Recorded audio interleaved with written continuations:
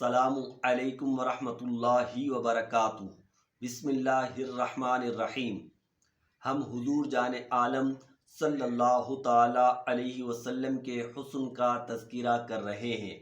آج ہم ہند بن ابو ہالہ نے جو حضور علیہ الصلاۃ والسلام کے حسن کو بیان فرمایا، روایت کرنے والے امام حسن رضی اللہ تعالی عنہ ہیں۔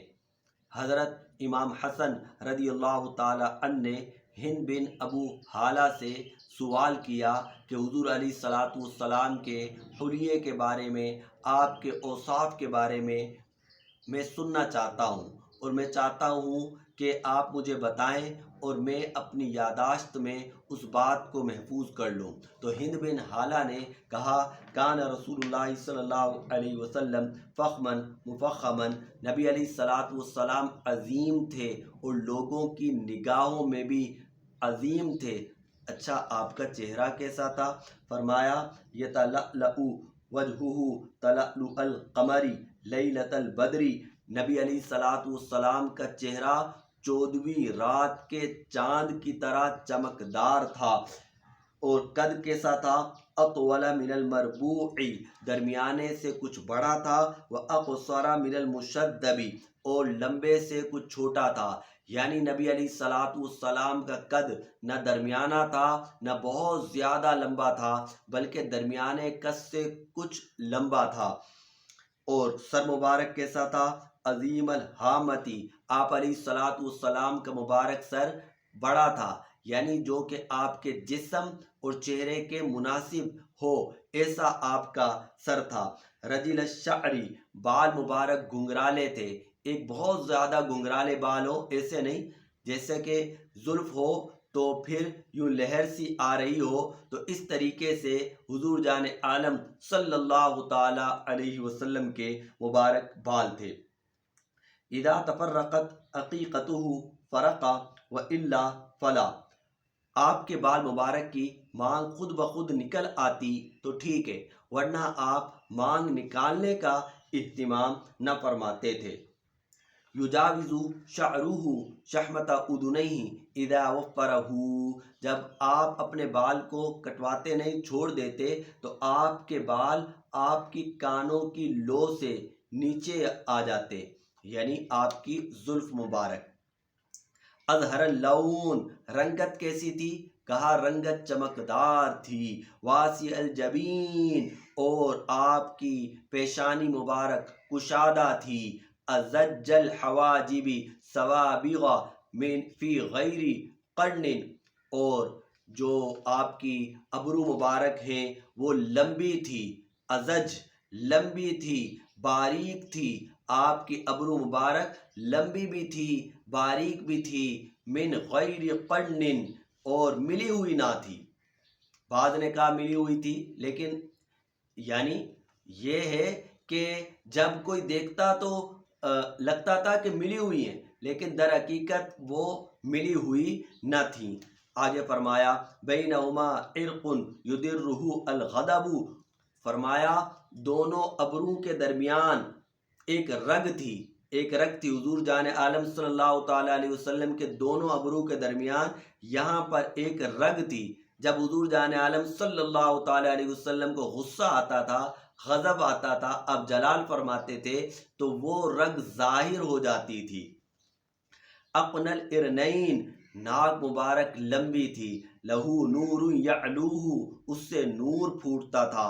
یحسبہ من لم یتأملہ اشما، جو آپ کو غور سے نہ دیکھتا تو وہ سمجھتا کہ آپ کی ناک لمبی ہے، یعنی لمبی تو تھی، پہلے کہا لمبی ہے، پھر کہا جو غور سے نہ دیکھتا وہ سمجھتا کہ لمبی تھی، یعنی بہت زیادہ لمبی نہ تھی، بلکہ جیسی لمبی ہونی چاہیے ویسی تھی۔ کس اللحیتی، داڑھی مبارک گھنی تھی۔ ادعجا، اور آنکھیں لمبی تھی، اور آنکھوں کی جو پتلی ہے وہ سیاہ تھی۔ سہل الخدین، نبی علیہ الصلاۃ والسلام کے گال مبارک ابھرے ہوئے نہ تھے بلکہ درمیانے تھے۔ بہت سارے لوگوں کے گال پچکے ہوئے ہوتے ہیں، یا بہت ساروں کے بہت ہی زیادہ ابھرے ہوئے ہوتے ہیں، تو یہ حسن میں کمی کا باعث بنتے ہیں۔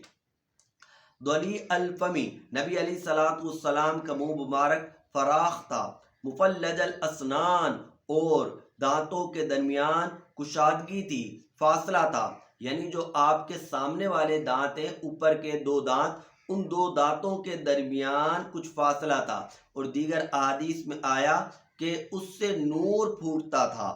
دقیق المسربتی، آپ کے سینے پر بالوں کی لائن تھی، آپ کی گردن مبارک لمبی تھی اور چمکدار تھی۔ معتدل الخلقی، اور آپ کے اعضاء مبارک معتدل تھے، ہاتھ ہوں، پیر ہوں، یعنی کسی کے ہاتھ لمبے ہوتے ہیں یا بہت چھوٹے ہوتے ہیں، کسی کے پاؤں لمبے ہوتے ہیں، چھوٹے ہوتے ہیں، یعنی آپ کے جو بھی اعضاء ہیں جسم کے وہ معتدل تھے۔ بادناً متماسکن، نبی علیہ الصلوۃ والسلام پر گوشت تھے، یعنی زیادہ گوشت نہ تھا، موٹے نہ تھے۔ سواء البطن والصدر، نبی علیہ الصلوۃ والسلام کا بطن یعنی پیٹ مبارک اور سر مبارک برابر تھا، یعنی ایسا نہیں تھا کہ پیٹ نکلا ہوا ہو بلکہ برابر تھا۔ عریض الصدر، اور نبی علیہ الصلوۃ والسلام کا سینہ مبارک چوڑا تھا۔ بعیدہ ما بین منکبین، دونوں کندھوں کے درمیان بہت دوری تھی، یعنی آپ کا سینہ چوڑا تھا۔ ضخم الکرادیسی، آپ کے جوڑ، ہاتھوں کے جوڑ یعنی ہڈیوں کے جو بھی جوڑ ہیں وہ مضبوط تھے۔ انور المتجردی، جن جگہوں پر آپ کے بال نہ تھا وہ جگہ چمکدار تھی، بہت ہی زیادہ چمکدار تھی۔ موصول ما بین اللبۃ والسرۃ بشعر یجری کالخط، آپ کے گردن کے اختتام سے لے کر ناف تک بال تھے، لائن کی طرح بال تھے۔ عاری الثدیین والبطن مما سوا ذالک، فرمایا کہ سینہ مبارک آپ کا بالوں سے خالی تھا، اور بطن یعنی پیٹ مبارک بھی بالوں سے خالی تھا۔ اشعر الذراعین، ہاں کلائیوں پر بال تھے، والمنکبین، اور کاندھوں پر بال تھے، وَأَعَالِي الصَّدْرِ، اور سینے کے اوپر والے حصے پر بال تھے، یعنی سینے کے اوپر والے حصے پر بال تھے، اور گردن کے اختتام سے لے کر ناف تک بالوں کی ایک لائن تھی۔ طویل الزندین، کلائیاں لمبی تھی، طویل الزندین، کلائیاں لمبی تھی۔ رحب الراحتی، اور ہتھیلیاں کشادہ تھی، وہ پرگوشت تھی۔ اسی طریقے سے آپ کے قدم مبارک بھی پرگوشت تھے۔